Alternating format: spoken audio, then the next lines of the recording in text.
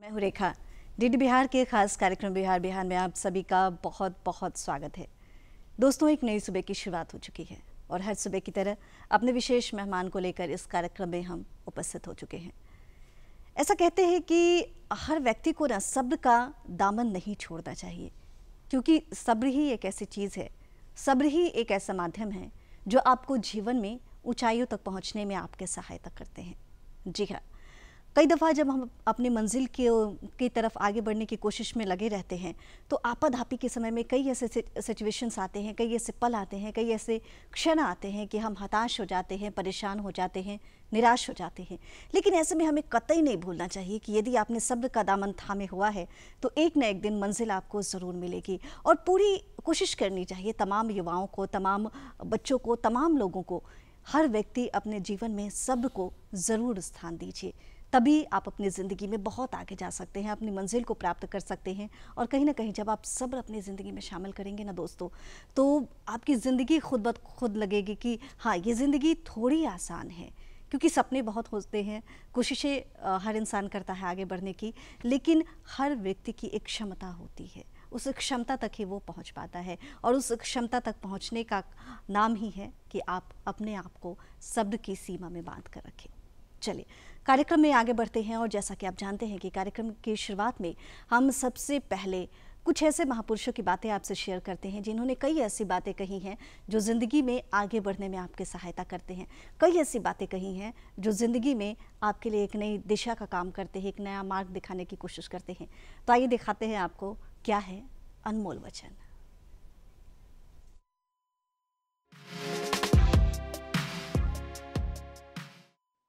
महात्मा गांधी ने कहा था, खुद वो बदलाव बनिए जो आप दुनिया में देखना चाहते हैं।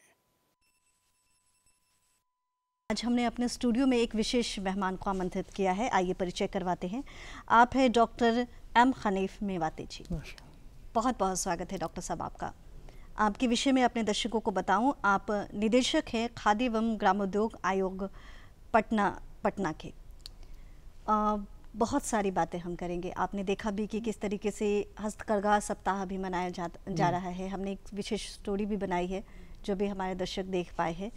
तो बातचीत का सिलसिला हम शुरू करें इससे पहले मैं चाहूँगी कि सर आप हमारे दर्शकों को खादी एवं ग्रामोद्योग आयोग के विषय में विस्तार से बताएं। किस तरीके से ये आयोग बना, कब बना, किन उद्देश्यों को लेकर बना, इन तमाम विषयों पर मैं चाहूँगी कि आप विस्तार से हमारे दर्शकों को बातें शेयर करें। बिल्कुल ज़रूर। सभी दर्शकों को मेरा बहुत बहुत नमस्कार। और खादी और ग्रामोद्योग आयोग पूरे भारत में हमारे हर राज्य में राज्य कार्यालय और मंडलीय कार्यालय हैं जिनके माध्यम से खादी के लिए और ग्रामोद्योग के बढ़ावा के लिए काम करता है। वर्ष 1956 से पहले से जब चरखा संघ था और उसके पहले जब गांधी जी खादी के आंदोलन से जुड़े थे, या गांधी जी ने जो विचार दिया था कि खादी वस्त्र नहीं विचार है, खादी वस्त्र नहीं विचार है, इसके पीछे गांधी जी का, बापू का क्या सोचना था, इसके बारे में बाद में बात करेंगे। लेकिन चूँकि आपने कहा कि खादी और ग्रामोद्योग आयोग, तो सही मतलब जो है कि जो वर्तमान स्वरूप है खादी और ग्रामोद्योग आयोग का, वर्ष 1956 में संसद के एक विशेष अधिनियम के तहत खादी और ग्रामोद्योग आयोग को बनाया गया।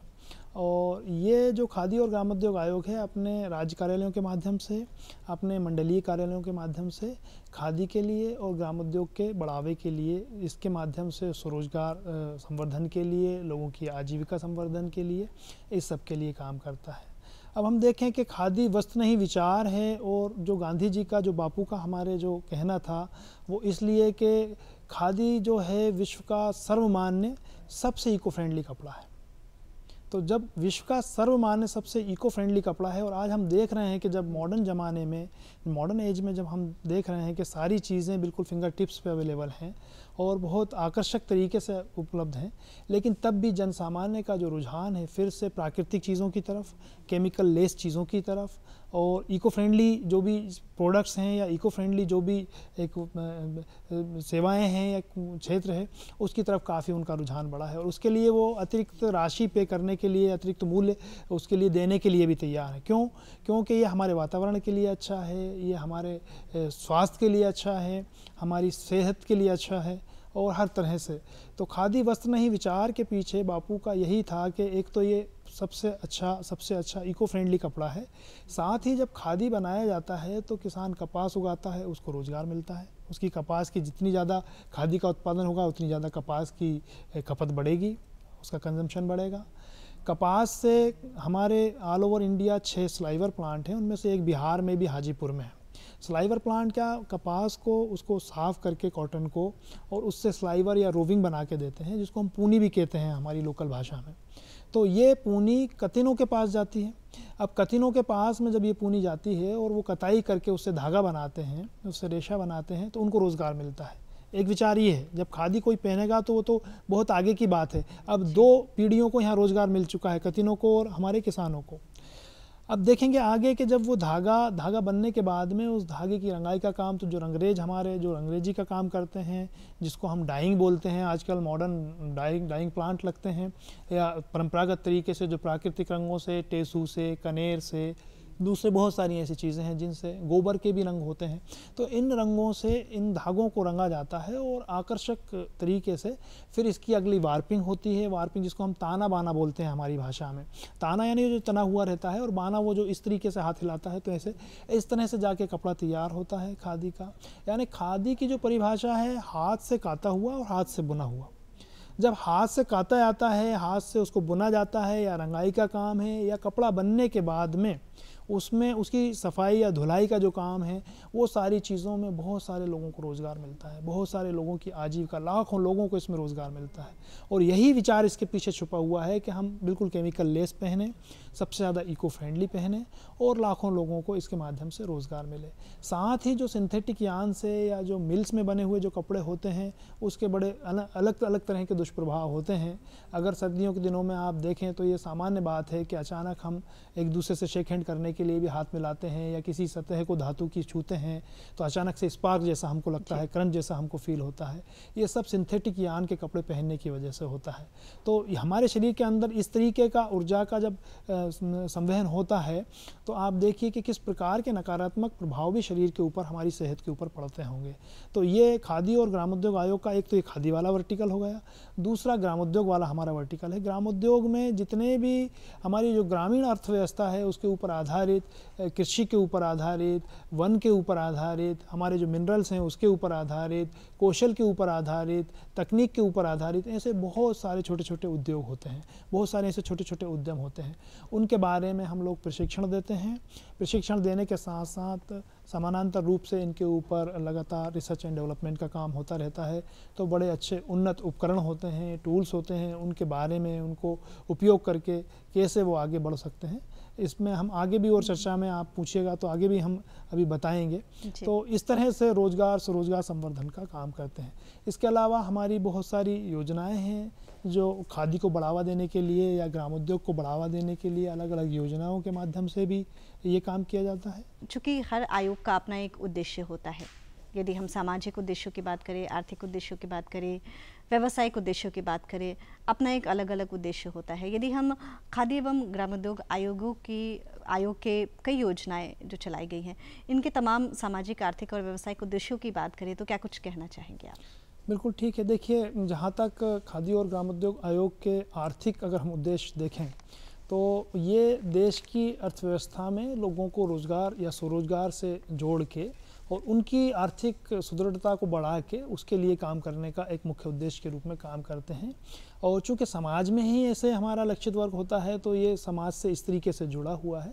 व्यावसायिक अगर दृष्टि से देखा जाए तो खादी या ग्रामोद्योगी जो भी उत्पाद हमारे होते हैं भारत में, जहाँ कहीं भी देश के किसी भी कोने में निर्मित होते हैं, तो उनका उपभोग या उनका विक्रय केवल देश के अंदर ही नहीं किया जाता है, बल्कि हमारे ये सारे केमिकल लेस और बहुत सारे जेन्युइन जो प्रोडक्ट्स होते हैं, चाहे वो खादी के हों चाहे ग्रामोद्योगी उत्पाद हों, ये सारे बड़े अच्छी मात्रा में एक्सपोर्ट भी होते हैं। और विदेशों में भी जो हमारे भारतीय जो हमारे देशवासी रहते हैं, न केवल वे बल्कि दूसरे भी जो विकसित देश हैं वो भी हमारे इन उत्पादों को बहुत ज़्यादा पसंद करते हैं। तो उस तरह से हमारे देश में जो विदेशी मुद्रा भी इसके माध्यम से आती है। और जहाँ तक स्थानीय अगर हम स्तर पे बात करें तो स्थानीय स्तर पे किसी भी प्रकार के ग्रामोद्योग जब लगते हैं उसमें जो उद्योग लगाने वाला जो स्वरोजगारी है वो कुछ लोगों को काम भी देता है, तो इनडायरेक्ट एम्प्लॉयमेंट भी जनरेट उसके माध्यम से होता है। साथ ही उसके लिए जो भी कच्चा माल की या जो भी आवश्यकताएं होती हैं वो कच्चा माल स्थानीय किसी सप्लायर से ही या प्रोड्यूसर से ही वो लेता है। तो उस तरह से वो पैसा हमारा इकोनॉमी में ही रहता है। इसके अलावा जो सहायक व्यवस्थाएं उसके लिए हैं कि मान लीजिए उस माल को पैक करना है या उसकी फिनिशिंग का काम है या उसके विपणन का मार्केटिंग का काम है या उसके यातायात का ट्रांसपोर्टेशन का काम है। तो ये सारी जितनी भी जो व्यवस्थाएं होती हैं डायरेक्ट इनडायरेक्ट रूप से एक जब स्वरोजगार लगता है तो बहुत सारे लोगों को डायरेक्ट इनडायरेक्ट रूप से उसमें उनको फ़ायदा होता है, उनकी आजीविका में उनको सहयोग मिलता है। तो इसी तरह से इसी थीम के ऊपर खादी और ग्रामोद्योग आयोग की सारी योजनाएं हैं कि जो भी स्थानीय संसाधन हैं स्थानीय मांग के हिसाब से हम स्थानीय लोगों की रुचि के हिसाब से उनकी क्षमता के हिसाब से वहाँ जो भी अनुकूल हो सकते हैं जो भी उद्यम उनके बारे में हम उनको प्रशिक्षण देते हैं, उनको सहयोग देते हैं और अलग अलग योजनाओं के माध्यम से उनको हम वित्त उपलब्ध कराते हैं।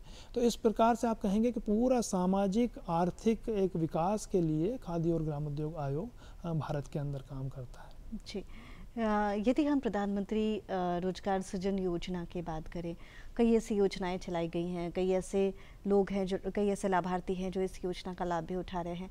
किन किन योजनाओं का जिक्र करना चाहेंगे और यदि कोई व्यक्ति कोई युवा चाहे कि इन तमाम योजनाओं का वो लाभ ले सके तो किस तरीके से आप उन्हें दिशा निर्देश देना चाहेंगे? बिल्कुल बिल्कुल। देखिए खादी और ग्रामोद्योग आयोग ये एक मिनिस्ट्री ऑफ एमएसएमई जिसको हम सूक्ष्म लघु और मध्यम उद्यम मंत्रालय जो भारत सरकार का है उसके अंतर्गत खादी और ग्रामोद्योग आयोग आता है। और सूक्ष्म लघु और मध्यम उद्यम मंत्रालय भारत सरकार की सबसे महत्वाकांक्षी योजना है। एक फ्लैगशिप स्कीम के रूप में प्रधानमंत्री रोजगार सृजन कार्यक्रम जिसको पीएमईजीपी के नाम से भी पॉपुलर है उसके नाम से जाना जाता है। 18 वर्ष से अधिक के युवा अपनी अलग अलग पात्रता के हिसाब से ग्रामीण या शहरी क्षेत्र के लिए अपने उद्योग या सेवा इकाई का इसमें स्थापना कर सकते हैं। वर्तमान जो इसके जो प्रावधान हैं उसके हिसाब से सेवा इकाई के लिए 10 लाख रुपए तक की परियोजना के लिए वे इसमें सहायता प्राप्त कर सकते हैं। और अगर वो किसी निर्माणी क्षेत्र में जाते हैं कोई उद्योग लगाते हैं तो उसके लिए 25 लाख रुपए तक का परियोजना वो इसमें कर सकते हैं।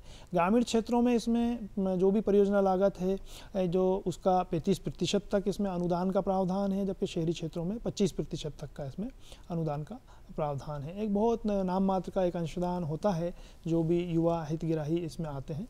जहाँ तक आवेदन करने का आपका सवाल है या इसका लाभ उठाने का सवाल है तो kviconline.org.in ये हमारी वेबसाइट है। KVIC ऑनलाइन या गूगल पे जाके अगर वो PMEGP ऑनलाइन भी अगर सर्च करते हैं तो वो सीधे हमारे PMEGP के पोर्टल पे पहुंच जाएंगे और सीधे अपने मोबाइल से अगर आप मोबाइल भी यूज़ कर सकते हैं तो कहीं जाने की आवश्यकता नहीं है, किसी कार्यालय में भ्रमण करने की आवश्यकता नहीं है।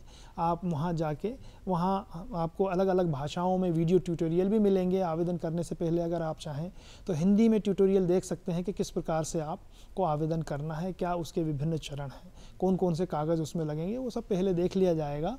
और वो देखने के बाद में वो सब आप सभी कागज़ों को तैयार रखने के बाद में देन ऑनलाइन आप अपने मोबाइल से भी आवेदन कर सकते हैं। किसी CSC से जो कॉमन सर्विस सेंटर है, कम्युनिटी सर्विस सेंटर है, वहाँ से जाके भी आवेदन कर सकते हैं। और नहीं तो हमारे आयोग के कार्यालय में, राज्य कार्यालय में आके हम भी उनको मदद उपलब्ध कराते हैं। हमारे यहाँ वो ऑनलाइन आवेदन करेंगे। जब ऑनलाइन आवेदन करेंगे तो उनके मोबाइल पे हर एक चरण की जानकारी लगातार उनको मिलती रहेगी, जाती रहेगी। इसकी 3 हमारी इम्प्लीमेंटिंग एजेंसीज़ हैं बिहार में। बिहार राज्य में अगर बात करें, ऑल ओवर इंडिया बात करें तो 4 इम्प्लीमेंटिंग एजेंसी होती हैं। एक तो KVIC खुद हमारे कार्यालय के माध्यम से, एंड दूसरा खादी और ग्रामोद्योग बोर्ड, जो भी अलग अलग राज्यों के खादी और ग्रामोद्योग बोर्ड होते हैं वो भी इसको इम्प्लीमेंट करते हैं। इम्प्लीमेंट करने में देखिए नोडल एजेंसी KVIC है, लेकिन KVIC इम्प्लीमेंटिंग एजेंसी भी है, साथ ही KVI भी जो बोर्ड का मैंने बात बताया। तीसरा हमारा जो संबंधित राज्य के जो उद्योग विभाग के माध्यम से जिला उद्योग केंद्र जो होते हैं, तो जो भी हर जिले में एक जिला उद्योग केंद्र होता है वहाँ पर जाके संपर्क करके भी वो इसमें आवेदन कर सकते हैं।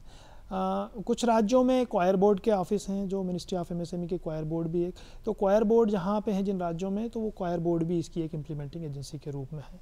तो बड़ा आसान तरीका है इसमें आवेदन करने का।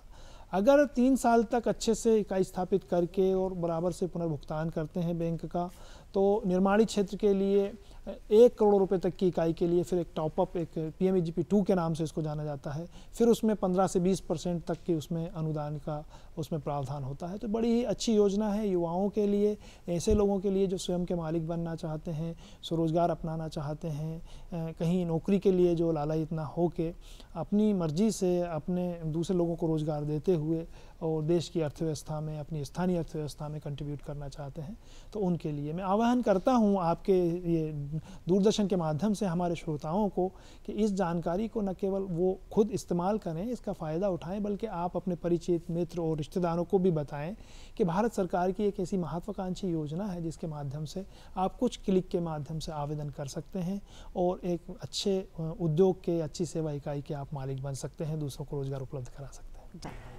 कई ऐसे लोग हैं जो ये जानते हैं कि यदि आप आयोग से जुड़ते हैं, ग्रामीण आयोग से जुड़ते हैं, तो आप केवल खादी से जुड़े काम कर सकते हैं, या उन्हें समझ में नहीं आता कि किस तरह का व्यवसाय वो शुरू करें। तो मैं चाहूँगी कि आज आप इस मंच पे हैं और आपने भारत के कई राज्यों में अपनी सेवाएं दी हैं, कई राज्यों में अपने उद्योग को बढ़ावा देने के लिए आपने अपना योगदान दिया है।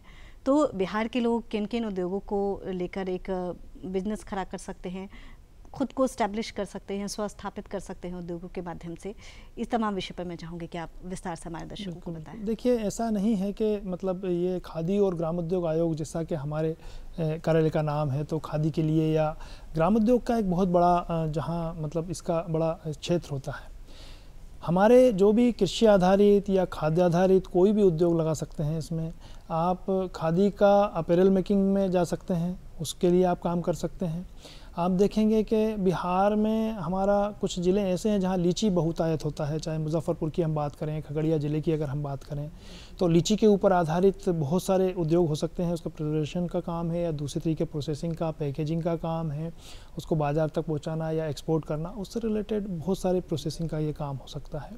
मखाना के लिए बिहार जाना जाता है। आप जैसे देखेंगे फॉर एग्जांपल दरभंगा ज़िला हमारा, तो मखाना केवल मखाना उत्पादन और वही नहीं है, उसको फ्लेवर्ड मखाना और अलग अलग फ्लेवर्ड में और बहुत तरीके से उसके बहुत सारे ऐसे उत्पाद बनते हैं, उसके लिए काम किया जा सकता है।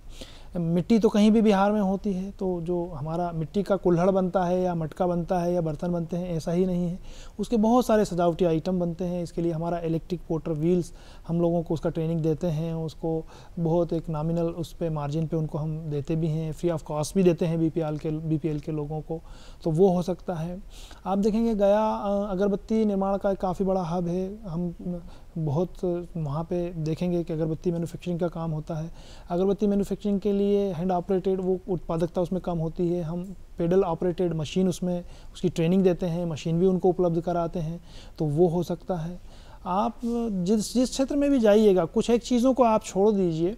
महिलाओं के लिए अगर आप देखेंगे तो महिलाएं जैसे कि अगर फैशन डिज़ाइनिंग के क्षेत्र में जाती हैं, आजकल खादी इको फ्रेंडली के नाम से खादी हो गया, लेकिन अगर उसको नए लाइक वेस्टर्न आउटफिट में खादी को बना के उसके कपड़े बना के पहनना है या एक आकर्षक तरीके से उसके दूसरे तरीके के कोई उत्पाद तैयार करने हैं, चाहे होम फर्निशिंग की बात हो, चाहे बेडशीट है, घर में पर्दा है, टेबल का कवर है या दूसरे तरीके की कोई होम फर्निशिंग्स है, तो ऐसे बहुत सारे table cover like sofa cover की बात करें, कुशन कवर की बात करें, तो ऐसे बहुत सारे ऐसे उत्पाद हो सकते हैं।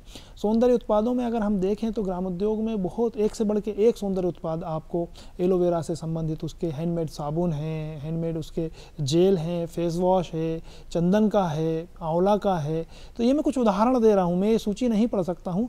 ऐसे हजारों सूक्ष्म उद्योग हैं जिन उद्योगों को हमारे न केवल ग्रामीण क्षेत्र के लोग बल्कि शहरी क्षेत्र के लोग भी इसको जाके और ग्रामीण क्षेत्र में अपने इकाई स्थापित कर सकते हैं और इसको लगा सकते हैं। प्रधानमंत्री रोजगार सृजन कार्यक्रम के अंतर्गत वे शहरी क्षेत्र में भी अपने उद्योग को लगा सकते हैं। हो सकता है ग्रामीण क्षेत्र में वे रहते हों, शहरी क्षेत्र में उद्योग लगाना चाहते हैं तो कोई सीमा नहीं है। शहरी क्षेत्र में रहते हैं, ग्रामीण क्षेत्रों में जाके अपना उद्योग लगाना चाहते हैं तो कोई सीमा नहीं है।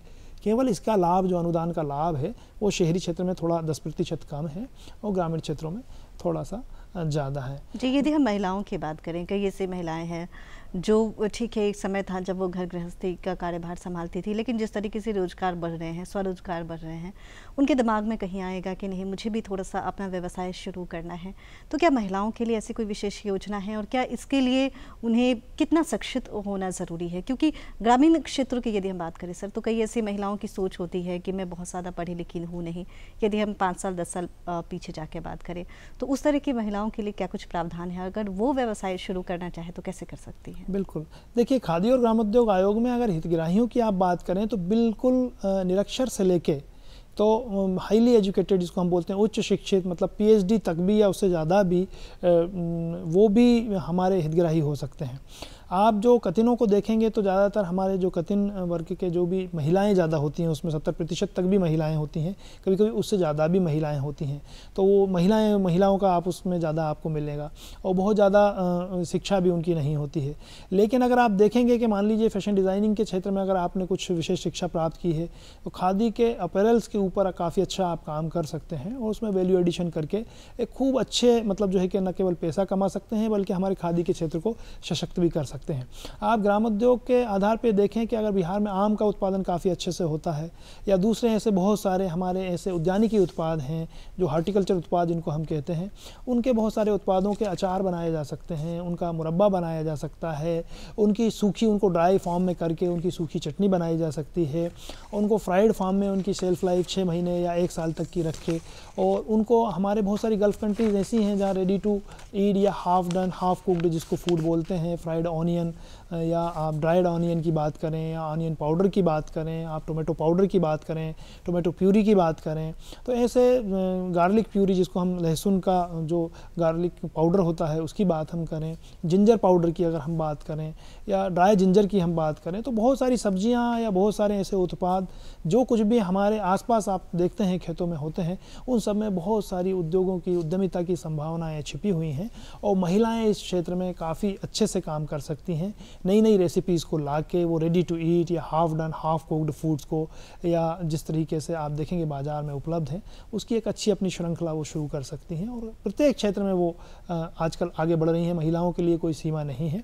तो हम समझते हैं कि खादी और ग्रामोद्योग आयोग महिलाओं और पुरुषों का अंतर किए बिना समान रूप से दोनों को बराबर से अवसर देता है और किसी भी हमारी योजना में महिलाएं या पुरुष दोनों समान रूप से आके काम कर सकते हैं, उसका लाभ उठा सकते हैं। जी, कई ऐसे लोग हैं सर, कई ऐसे व्यवसायी हैं जिन्होंने लघु उद्योग के आधार पर अपना व्यवसाय शुरू किया, लेकिन अब उन्हें लगता है कि नहीं मैं विभाग से जुड़कर विभाग की तमाम योजनाओं का बेनिफिट उठा सकूं, तो वो किस तरीके से आपसे जुड़ सकते हैं? देखिए, अगर कोई पहले से स्वरोजगार कर रहा है और अपने उस स्वरोजगार को वो आगे बढ़ाना चाहता है या नई किसी क्षेत्र में कदम रखना चाहता है, तो वो नए क्षेत्र में कदम रखते हुए हमारी अलग अलग योजनाएं हैं, जैसी उसकी पात्रता, रुचि या जिस क्षेत्र में वो जाना चाहता है उसके हिसाब से वो हमसे जुड़ सकता है। यहाँ मैं ये भी बताना चाहूँगा कि खादी और ग्रामोद्योग आयोग के जो भी हितग्राही होते हैं, चाहे वो खादी निर्माण हमारी वाली जो संस्थाएँ हैं, खादी संस्थाएँ जिनको हम बोलते हैं, चाहे हमारे प्रधानमंत्री रोजगार सृजन कार्यक्रम के जो हितग्राही हैं, या वर्ष 2008 से पहले एक आरजीपी योजना चलती थी, ग्रामीण रोजगार कार्यक्रम जिसको हम बोलते थे, तो ग्रामीण रोजगार सृजन कार्यक्रम जिसको हम बोलते थे, बाद में प्रधानमंत्री रोजगार सृजन कार्यक्रम ये हो गया। तो उसके भी जो भी हितग्राही हैं वो अपने तमाम उत्पादों को, जो हमारे हज़ारों कुछ तो हमारे डिपार्टमेंटल सेल्स आउटलेट्स हैं ऑल ओवर इंडिया और कुछ हमारे जो खादी संस्था होती हैं उनके खादी भंडार हैं, उसमें न केवल खादी बल्कि दूसरे ग्रामोद्योगी उत्पादों को भी वहाँ रख के उनको बेचने का उनको अवसर मिलता है। एक बहुत बड़ी मार्केट नेटवर्किंग सपोर्ट उनको खादी और ग्रामोद्योग आयोग उपलब्ध कराता है। जी, चूँकि आपके माध्यम से बहुत सारी बातें आज हमारे दर्शक जान पाए, किस तरीके से वो व्यवसाय शुरू कर सकते हैं, किन किन व्यवसायों के माध्यम से वो अपना लाइफस्टाइल ठीक कर सकते हैं, स्वरोजगार की दिशा में आगे कदम बढ़ा सकते हैं।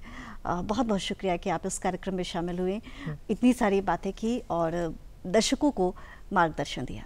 बहुत बहुत धन्यवाद मैं डीडी बिहार का करना चाहूँगा, आपकी टीम का करना चाहूँगा कि इस माध्यम से हम बिहार के लोगों तक, जनसामान्य तक पहुँच सके और उनसे अपील करना चाहूँगा कि खादी और ग्रामोद्योग आयोग की वेबसाइट पे जाएं, हमारे कार्यालय में आएँ और जो भी योजनाएं हैं उन योजनाओं का ज़्यादा से ज़्यादा आप लोगों को बताएं। और भारत सरकार स्वरोजगार के लिए, लोगों के आय वर्धन के लिए बहुत काम कर रही है, इस बारे में आप भी लाभ लें और लोगों को भी बताएं। Thank you so much. तो दर्शकों, आप देख रहे थे ये विशेष बातचीत जो हम कर रहे थे डॉक्टर एम हनीफ मेवाती जी से। आप निदेशक खादी एवं ग्रामोद्योग आयोग पटना से थे। कैसी लगी आपको हमारी आज की ये बातचीत और कैसा लगता है कार्यक्रम बिहार बिहान? इन तमाम विषयों पर आप अपनी राय, अपनी प्रतिक्रिया हमें ज़रूर भेजिएगा। आपको बता दें हम अपना पता, ताकि आप अपने जो डिटेल्स है कार्यक्रम के विषय में, कार्यक्रम के बेहतरी के लिए जो आपके तमाम सुझाव हम तक पहुंचते रहते हैं, इसके लिए तहे दिल से आप हमें ख़त लिख सकते हैं, ईमेल कर सकते हैं। तो नोट कर लीजिए, हमारा पता है निदेशक डीडी बिहार, दूरदर्शन केंद्र पटना, फ्रेजर रोड पटना 800001। हमारा ईमेल एड्रेस है director ddkpatna@gmail.com।